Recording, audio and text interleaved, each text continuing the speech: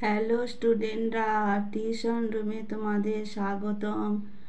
আজকে আমি তোমাদের ক্লাস 9-এর বাংলার আবহমান কবিতাটি পড়াবো।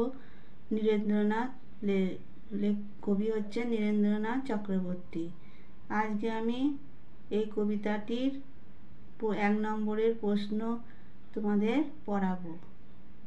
আগের ভিডিওতে এই আবহমান কবিতার বিষয়বস্তু সংক্ষেপে আমি আলোচনা করেছিলাম। যারা দেখোনি তারা প্লেলিস্টে বা ডেসক্রিপশান দেওয়া লিঙ্কে দেখে নেবে। চ্যানেলটিকে ভালো লাগলে প্লিজ একটা সাবস্ক্রাইব করে দেবে, প্লিজ শেয়ার করে দেবে যাতে তোমাদের বন্ধুরা দেখার সুযোগ পায়, আর একটা লাইক দিতে ভুলবে না। আর এই পড়াটা তোমাদের কেমন লাগলো সেটা কমেন্ট বক্সে আমাকে জানাবে। দেখো, প্রশ্নে আসা যাক।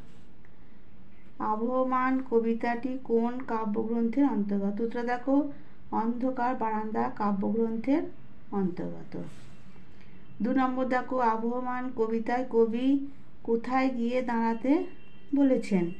উত্তর দেখো, আবহমান কবিতায় কবি গ্রাম বাংলা গরিবের উঠোনে লাউ মাচার পাশে গিয়ে দাঁড়াতে বলেছেন। তারপরে প্রশ্ন দেখো, কবি লাউ মাচার পাশে কেন দাঁড়াতে বলেছেন? উত্তর দেখো, কবি লাউ মাচার পাশে গিয়ে দাঁড়াতে বলেছেন কারণ পল্লী বাংলার প্রকৃতি লালিত সহজ সরল জীবনকে সেখানে খুঁজে পাওয়া যায়। তোমরা এই ভিডিওটা প্রথম থেকে শেষ পর্যন্ত দেখবে, স্কিপ করে করে দেখবে না বা মাঝখানে ছেড়ে দেবে না। এখানে আমি ইম্পর্টেন্ট প্রশ্নগুলোই দিয়েছি 1 নম্বরে।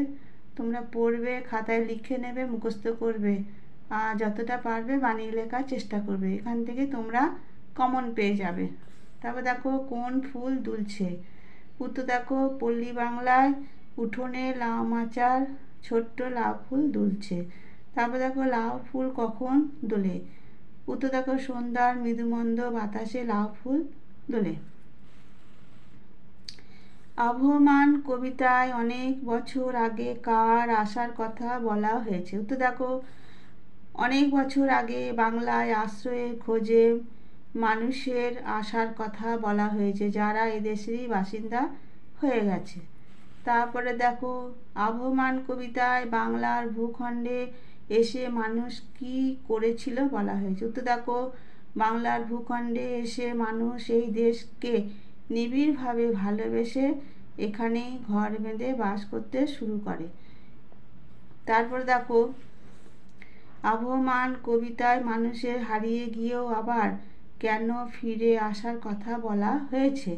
উত্তর দেখো, গ্রাম বাংলার মাটিকে তার জল হাওয়াকে ভালোবাসে বলেই মানুষ হারিয়ে গিয়েও আবার বাংলার বুকে ফিরে আসে। তারপরে দেখো, এই মাটিকে এই হাওয়াকে আবার ভালোবাসে। আবার শব্দটি ব্যবহারের যুক্তি কী? উত্তর দেখো, প্রকৃতির বুকে মানুষ একদিন বন কেটে বসতি গড়েছিল। নাগরিক ক্লান্তিতে মানুষ পরে সেই প্রকৃতির কাছে ফিরে যেতে চেয়ে আবার শব্দটি তারই ব্যঞ্জনা রয়েছে। তারপরে দেখো, কবির মতে কোন গাছ বুড়িয়ে গেলেও শেষ পর্যন্ত মুড়ে না? উত্তর দেখো, কবির মতে নোটে গাছ বুড়িয়ে গেলেও শেষ পর্যন্ত মুড়ে না।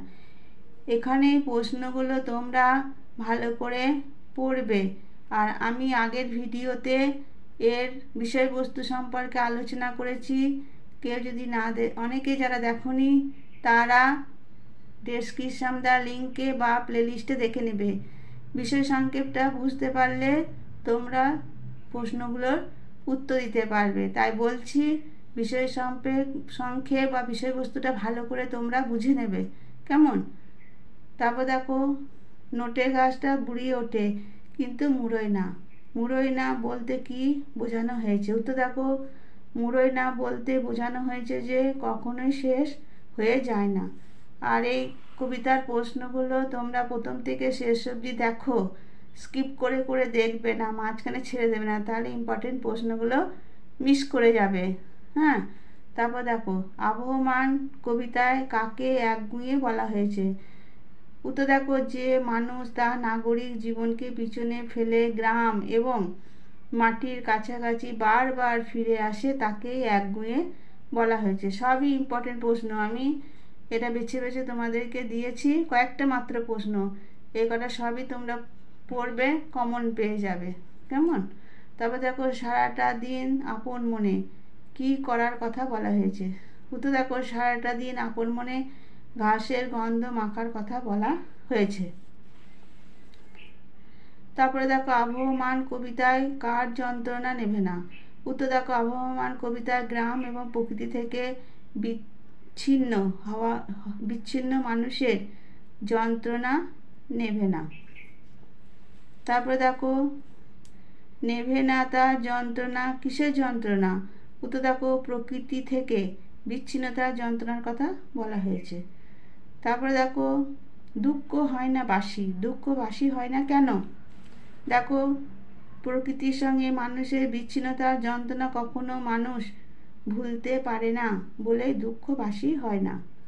তারপর দেখো, এগুলো সব তোমাদের পরীক্ষাতে শর্ট কোশ্চেন আসবে, সঠিক উত্তর দিলেও তোমরা এগুলো থেকে করতে পারবে। কেমন? তারপর দেখো, আবহমান কবিতায় কি হারায় না।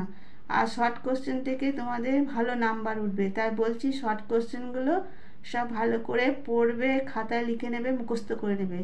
আর বিষয়বস্তুটা ভালো করে পড়ে নেবে।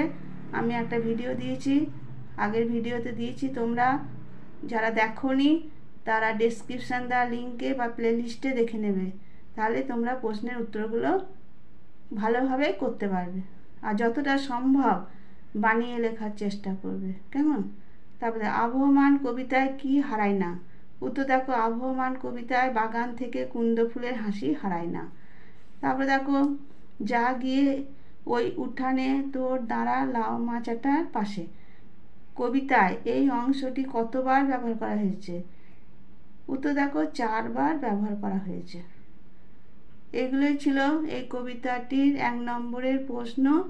আমি আরও এই কবিতা থেকে প্রশ্ন দেব, তোমরা ফলো করবে চ্যানেলটিকে। কেমন? চ্যানেলটি ভালো লাগলে প্লিজ একটা সাবস্ক্রাইব করে দেবে, শেয়ার করে দেবে, যাতে তোমাদের বন্ধুরা দেখার সুযোগ পায়। আর একটা লাইক দিতে ভুলবে না। কেমন? আর এই পড়াটা তোমাদের কেমন লাগলো তাহলে কমেন্ট বক্সে তোমরা আমাকে জানাবে।